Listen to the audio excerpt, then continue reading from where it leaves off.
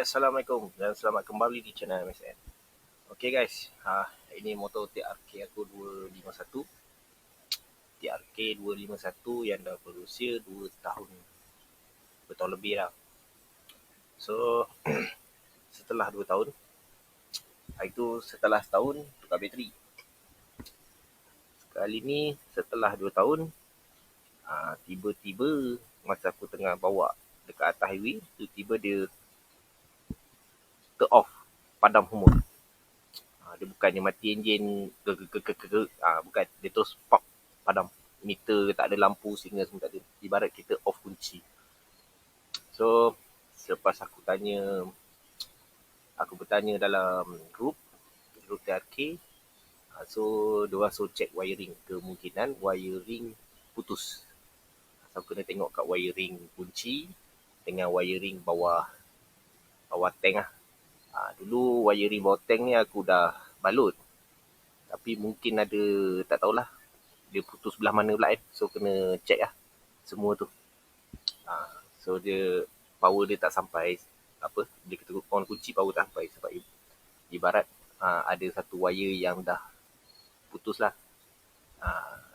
Sebab kalau coil, rectifier, dia masih boleh on, tapi tak boleh hidup. Cuma yang case yang ni, dia padam terus. Okay, so aku punya setakat ni rectifier aku tak ada problem. Coil magnet pun tak ada problem lagi. So kita nak tengok dulu lah mana dia punya problem dia. Kita kena cari. Kalau buat wiring ni kena cari. Aku ni tak pandai wiring tapi aku nak cuba juga buat. Nak kena cari juga sebab kalau nak menolak. Okay, so kita nak buka dulu lah cover set ni dulu. Tengok mana yang kena buka, mana yang tak. Kalau nak kena buka crash bar ni pun pisang kat ni, banyak benda nak kena buat. So tak apa, kita buka dulu cover set. Okay.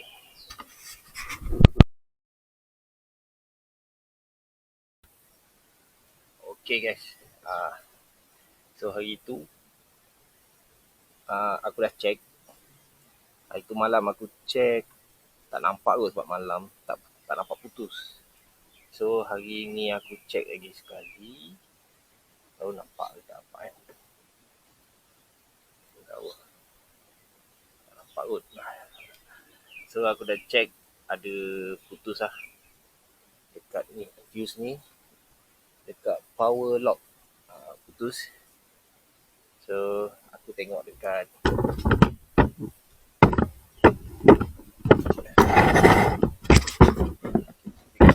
kesan wire ni, memang tak ada kesan putus, kesan terbakar pun tak ada. So kat wiring semua elok.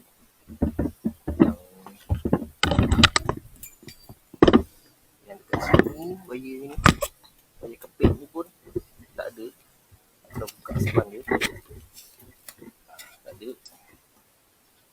Dia kat sini lah yang selalu orang putus wire tu, kat sini dia bergeser. Semua tu tak ada kesan. So bila aku check balik fuse, ada kesan terbakar. So aku nak try ganti fuse baru sebab kat situ ada spare fuse lah. So kita test tukar, dia boleh on ke tak. Kalau tak boleh, baru kita check lagi sekali wire.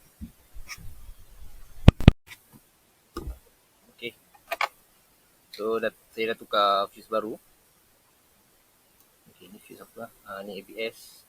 Okay, ada. So saya dah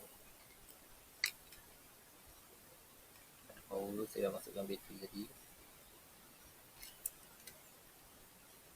Okay, kalau kita tengok dekat test pen ni pun dah ada power dia dah berlampu. Okay, dia tak putus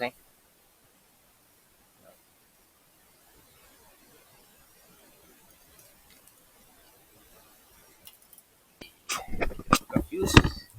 Tengok sini pula. Bismillahirrahmanirrahim. Alhamdulillah. Nyala pun. So sebenarnya hanya fuse.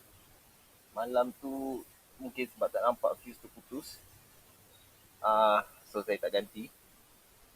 Lagipun tengah highway kan, bila kat highway gelap, bukan gelap lah, dengan anak masa tu. So dia macam hilang hilang apa tu orang kata, dia tak boleh nak fikir dengan waras lah orang kata. So Alhamdulillah, hanya tukar fuse saja, dah boleh on. Kalau tak sebelum ni tak menyala. So kita try start pula. Bismillahirrahmanirrahim. Alhamdulillah, nyala dengan cemerlang.